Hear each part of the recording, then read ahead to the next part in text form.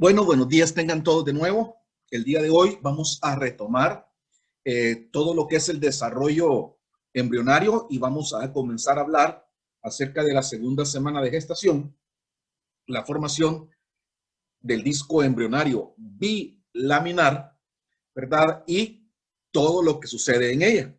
Recordemos que siempre tenemos una serie de objetivos que debemos de cubrir. Recuerden ustedes que tratamos en las clases de cubrirlos todos, pero si hay alguno que no podamos cubrir en el desarrollo de la charla, entonces es obligación de ustedes y responsabilidad de ustedes, pues leerlo y cubrirlo en su libro de texto.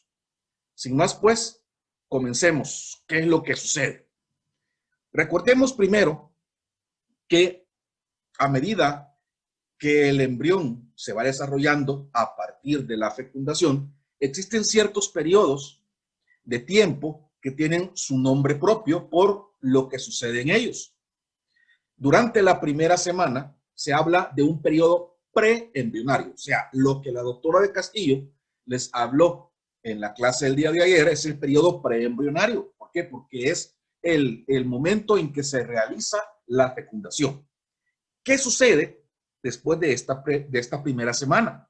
¿Qué sucede a partir ya de la segunda hasta la octava semana? Aquí podemos hablar del llamado periodo embrionario o periodo de organogénesis. Como ustedes pueden ver ahí en la imagen, va de la segunda a la octava semana. Este periodo es importantísimo porque aquí es donde se da la formación de todos los órganos y sistemas. Después de este periodo embrionario, a partir de la novena hasta la 40ª semana, podemos hablar ya de un periodo fetal en donde ya nuestro embrión pasa a ser un feto totalmente formado y durante este periodo lo único que se da pues es el crecimiento o la maduración de todos estos órganos y sistemas que se formaron en las semanas anteriores. Este esquema nos presenta todo lo que hemos visto hasta esta semana. ¿Ya? ¿Qué es lo que sucede desde el momento en que un óvulo es expulsado del ovario? Se da el proceso o la secuencia de la fecundación con todos los fenómenos que ella conlleva, hasta que al final, pues, este blastocito penetra a la cavidad uterina. Para hacer un resumen de todo esto, pues, veamos el siguiente video. Veamos acá qué es lo que sucede. Al comienzo del ciclo menstrual, varios folículos empiezan a crecer, pero generalmente solo uno consigue desarrollarse. A este folículo se le denomina folículo dominante.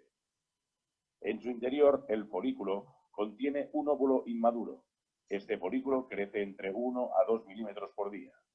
El folículo produce estrógeno y hace crecer la capa que tapiza el interior del útero, el endometrio.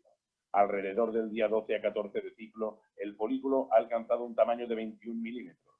Se produce entonces la rotura del folículo que llamamos ovulación y se libera el óvulo maduro. La trompa acerca sus fimbrias al ovario y capta el óvulo, que permanece entonces en la zona ampular de la trompa, esperando ser fecundado. Si se mantienen relaciones sexuales, el semen depositado en la vagina inicia su ascensión a la trompa. Los espermatozoides se concentran en torno al óvulo. Uno de ellos conseguirá penetrarlo hasta su interior. Un día después de la fecundación se observa una célula de 2 núcleos. Ahora la denominaremos un embrión. Entonces comienza a dividirse. 2 días después de la fecundación, el embrión está formado de 2 a 4 células y va recorriendo la trompa en dirección al útero. Al cabo de 4 días, el embrión continúa dividiéndose. Su aspecto es de una mora, por eso se le denomina mórula. En el interior del embrión se forma una especie de laguna, dando la apariencia de esfera rellena de líquido. Es lo que se denomina blastocisto. El blastocisto llega al útero y se libera de la membrana que le rodea. Es la denominada eclosión. El embrión comienza entonces a implantarse en el endometrio del útero.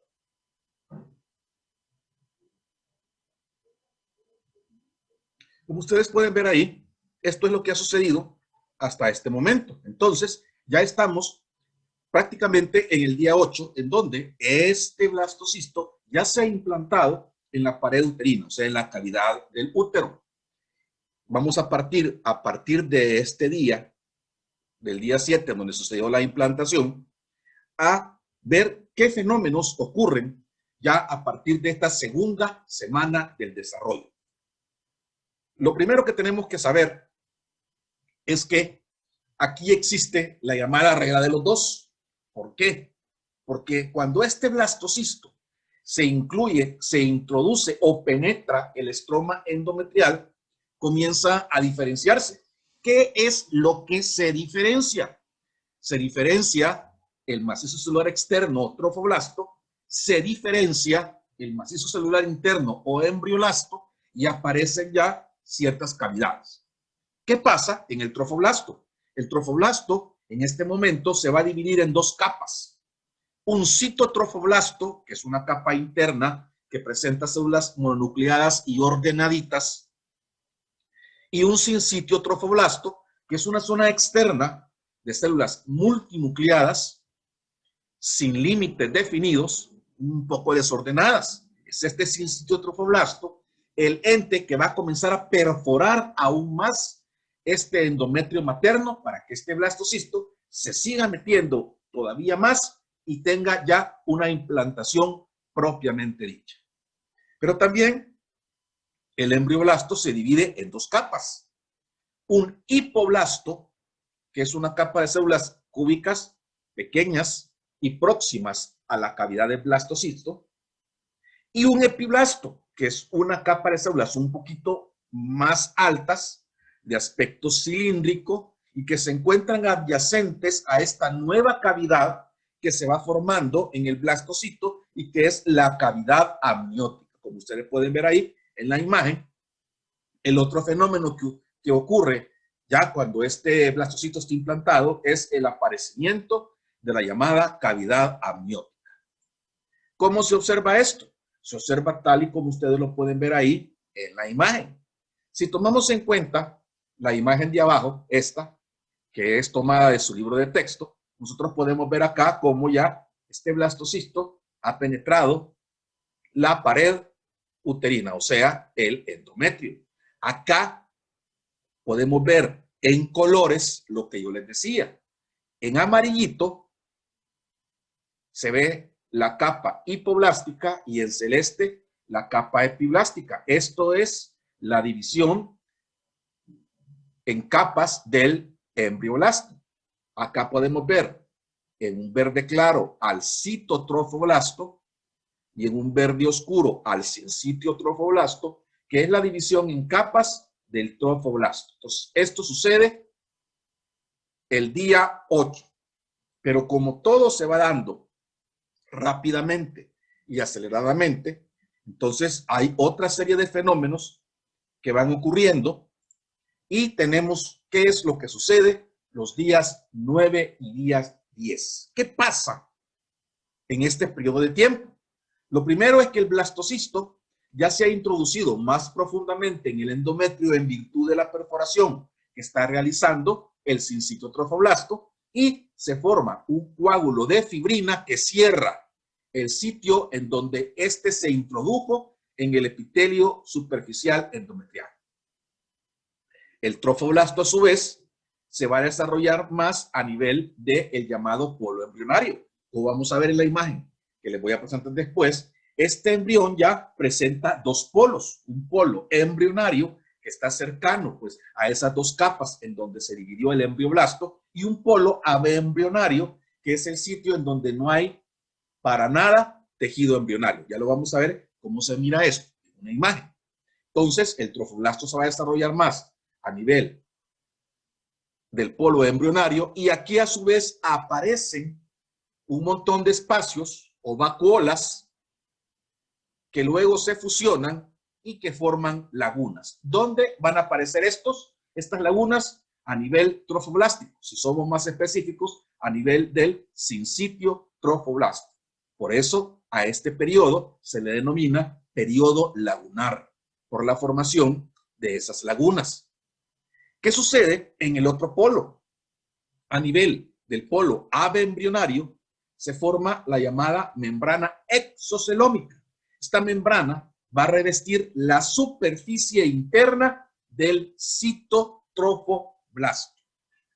Al final del 10º día, vamos a ver que ocurre un fenómeno a nivel del hipoblasto. Este fenómeno se llama poliinvaginación, o sea, se va a formar un componente celular que va a cubrir al blastocele por dentro, y estas células provenientes del hipoblasto y que cubren al blastocele por dentro van a formar el llamado mesodermo extraembrionario.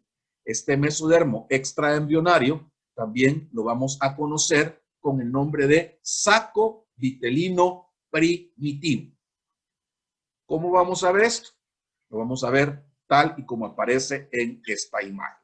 Ustedes acá pueden ver, acordémonos, amarillo es hipoblasto, celeste es epiblasto. Miren, aquí tenemos ya bien desarrollada la segunda cavidad, la cavidad amniótica. Estas células que ven acá y que se derivan también del epiblasto son los denominados amnioblastos, y como ustedes pueden observar, rodean a la cavidad amniótica.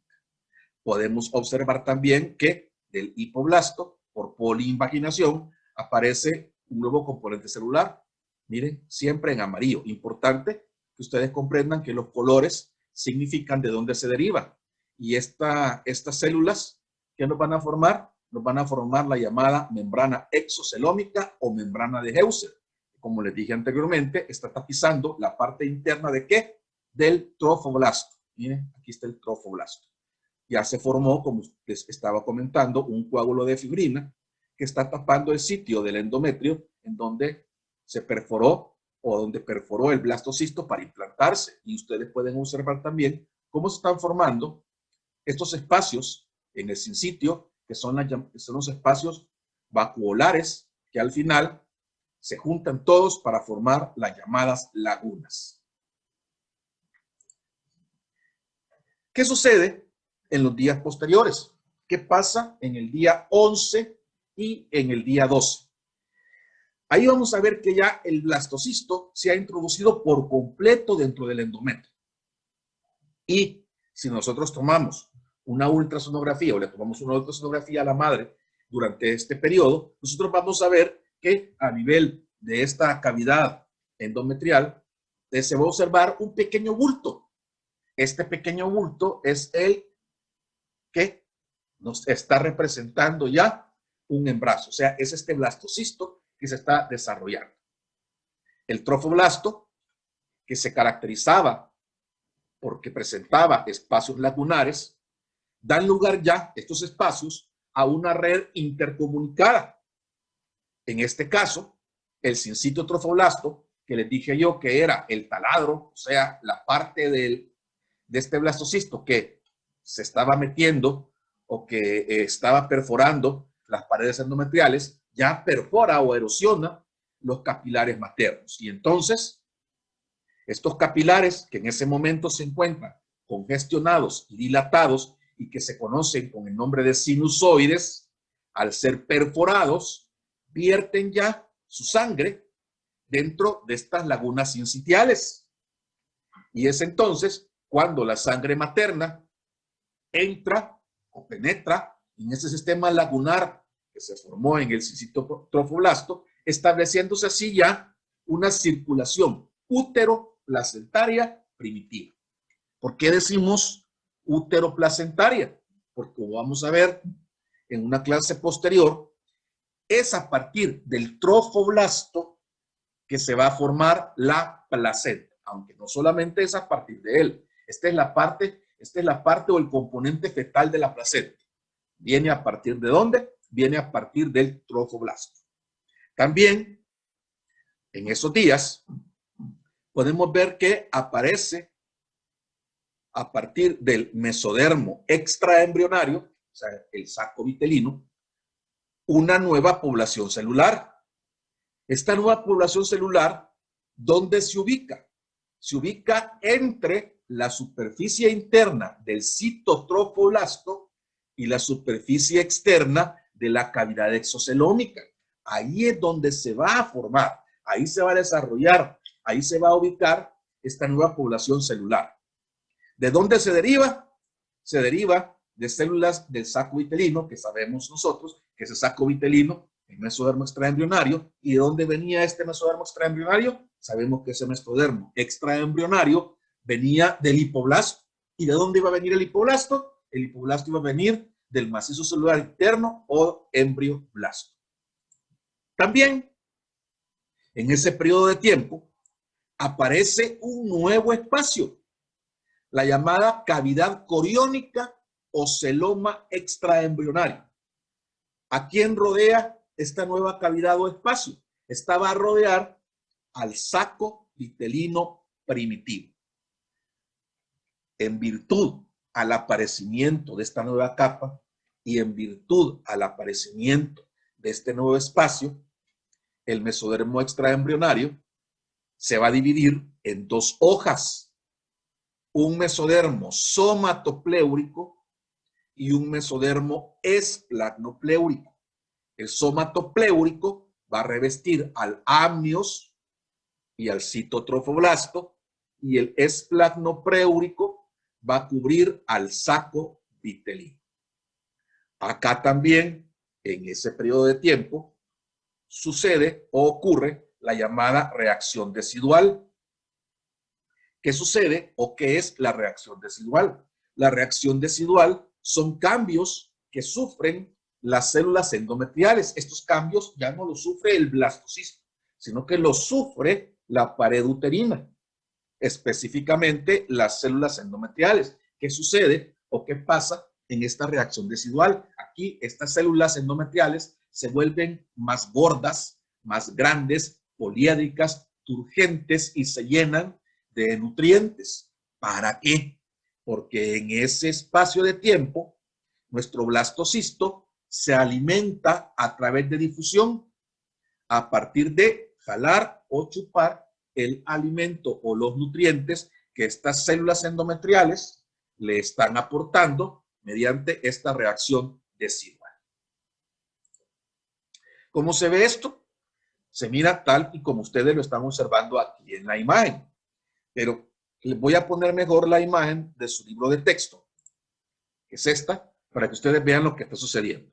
Si vamos de la parte externa de nuestro embrión, podemos observar que aquellas lagunas que al principio estaban vacías, miren, ya están llenas de sangre materna. ¿Por qué? Porque el citotrofoblasto ha perforado o erosionado los capilares maternos. Entonces aquí ya, o los sinusoides maternos, como dijimos que se iban a llamar, y aquí ya pues comienza a verterse sangre dentro de esta red lagunar y podemos hablar que ya está iniciando un intercambio sanguíneo entre la madre y el feto.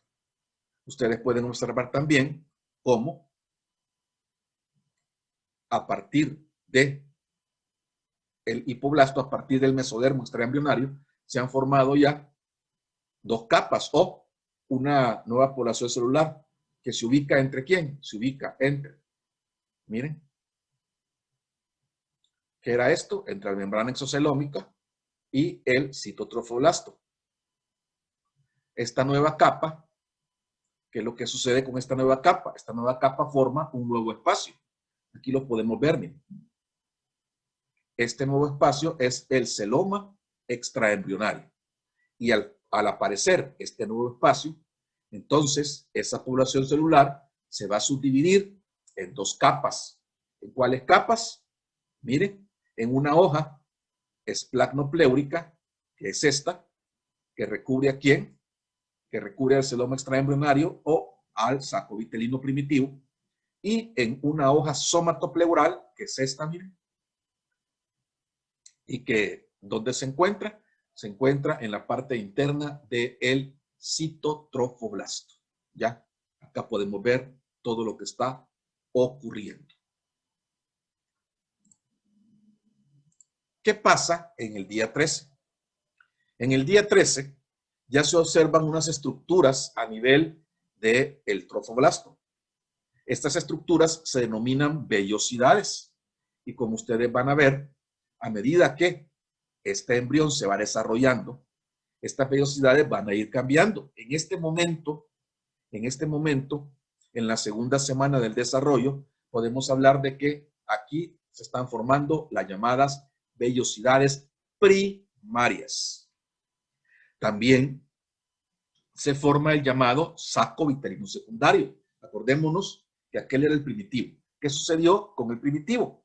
El nuevo espacio que se está formando lo va reduciendo y al reducirlo nos deja ya a un saco vitelino secundario o saco vitelino definitivo. El remanente del anterior van a ser los llamados quistes exocelómicos. También vamos a observar que el celoma extraembrionario se va a expandir y va a formar una gran cavidad llamada cavidad coriónica. El mesodermo extraembrionario que reviste el interior del citotrofoblasto entonces va a cambiar de nombre y se va a llamar placa o lámina coriónica. Y esta placa o lámina coriónica es la que va a rodear a la cavidad coriónica recientemente formada. También aquí aparece una estructura importante, el llamado pedículo de fijación. ¿Por qué es importante esta estructura? Porque esta estructura va a marcar el camino para la formación más adelante del cordón umbilical. Ojo, el pedículo de fijación no es la única estructura que forma el cordón umbilical. Más adelante vamos a ver que al cordón umbilical lo forman otras dos estructuras más. O sea, son tres estructuras las que están formando a nuestro cordón umbilical. ¿Qué pasa el día 13? El día 13 podemos ver algo muy similar a lo que ustedes están observando aquí en la imagen. Aquí sí me voy a detener un poquito porque la imagen que tengo yo de su libro de texto aparece un poquito, ¿cómo se llama? Clara y no se ve muy bien el pedículo de fijación o algunas otras estructuras más. Entonces, así tenemos ya el embrión en el día 3. Ustedes pueden observar que el embrión o las estructuras embrionarias propiamente dichas son estas mismas. Esto es el embrión y de aquí es donde se van a derivar todos los órganos y todos los sistemas. Entonces, el embrión en este momento presenta dos cavidades, una cavidad amniótica y un saco vitelino secundario. Todo esto, miren, todo esto que estoy señalando aquí es extraembrionario y todo esto, a medida que este embrión se va desarrollando, va a desaparecer. Todo esto no forma nada del embrión, sino que desaparece. Aquí tenemos lo que quedó del saco vitelino primitivo, el llamado quiste exocelómico, y aquí podemos ver la llamada cavidad coriónica, la nueva, o el llamado celoma extraembrional.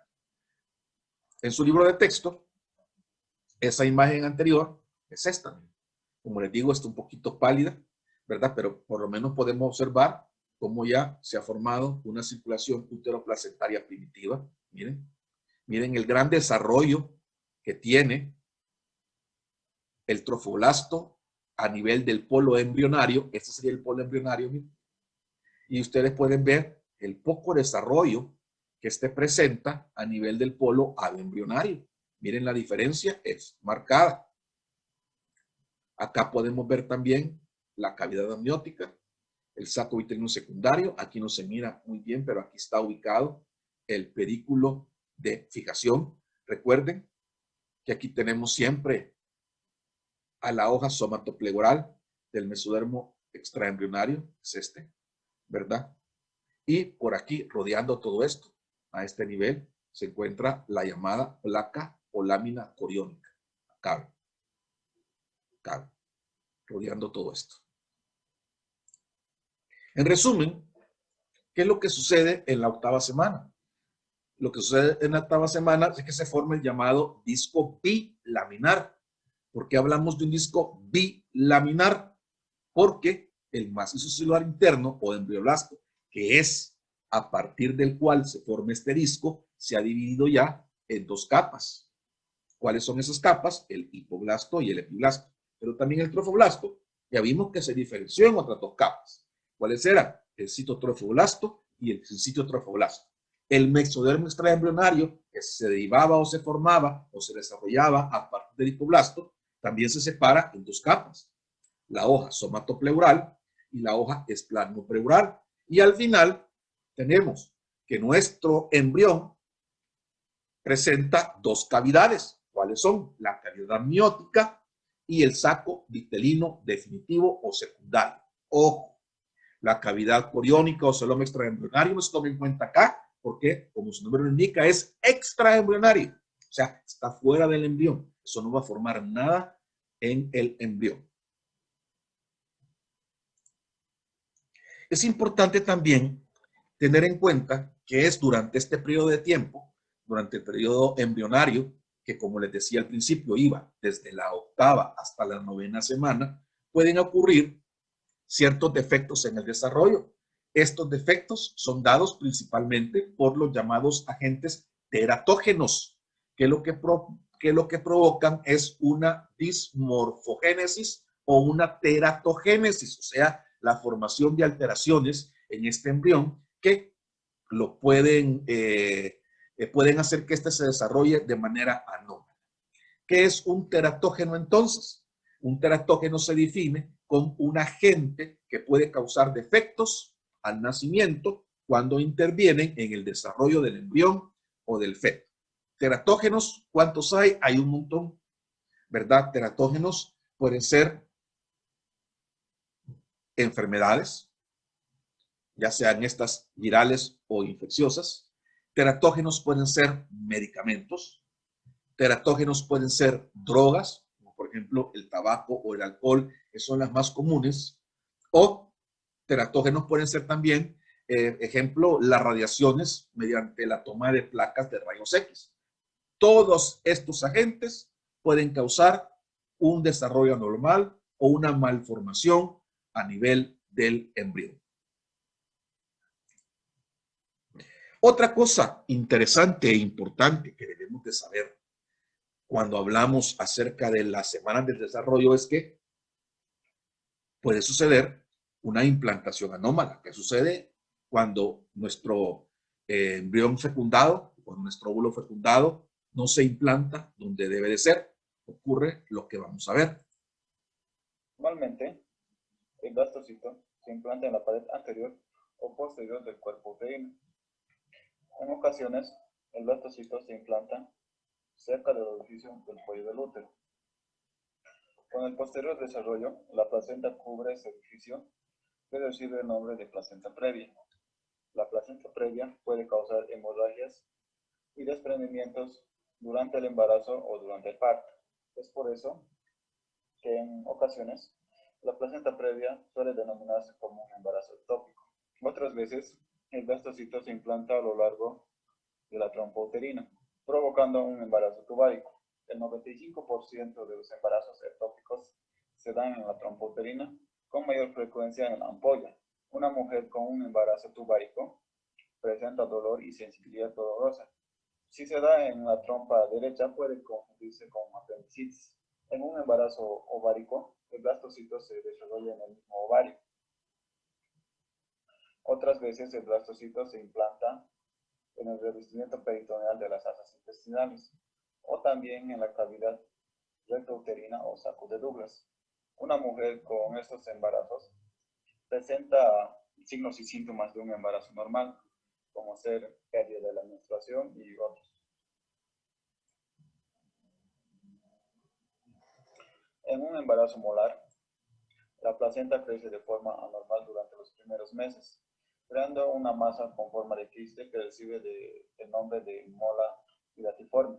El embrión no logra formarse o se forma mal y no puede sobrevivir. La mayoría se origina por una fecundación de un ovocito sin núcleo y una posterior duplicación de los cromosomas masculinos para así restablecer el número diploide. Esta mola hidatiforme puede causar también tumores, tanto malignos como benignos, que serán perjudiciales para la madre.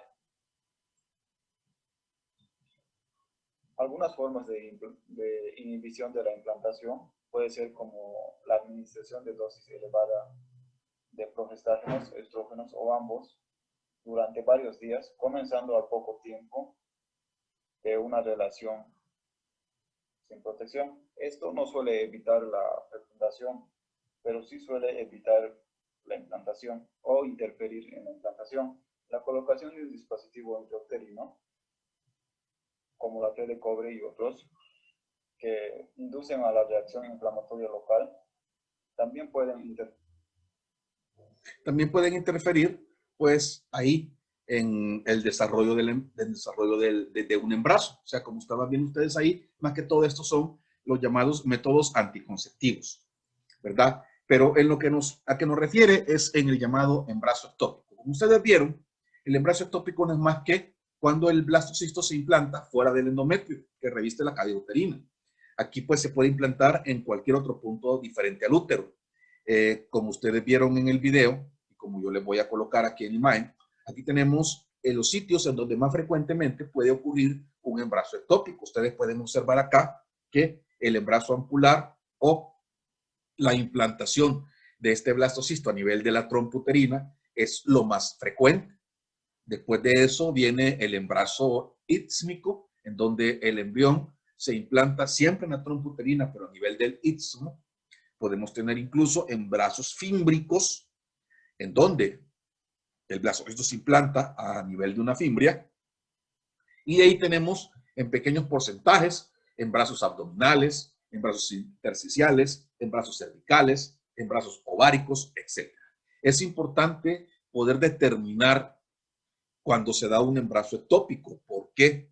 Para de esa manera, pues darle un tratamiento. Los embarazos ectópicos son embarazos que no son viables. O sea, a pesar de que hay un embrión y a pesar de que se va creciendo, este nunca va a llegar a un desarrollo pleno, ¿verdad? Siempre va a existir el peligro de que al crecer este embrión pueda destruir o pueda, ¿cómo se llama? Alterar órganos importantes, ¿verdad? Y causar, por ende, la muerte o un peligro grave a la salud de la madre. Bueno, nada más decirles y agradecerles la atención prestada. Acuérdense, ¿verdad?, que estamos todavía en periodo de pandemia. Acuérdense que por ahí anda todavía la tal peste esta y que siempre hay que tener todas las medidas de protección adecuadas, el uso de mascarilla, lavado constante de manos, evitar aglomeraciones, mantener distanciamiento social y a los que preguntan que dónde van a poner la vacuna, pues ahí está, ¿dónde se la van a poner? En el brazo, eso es lo único seguro. Lo demás, pues, no sabemos.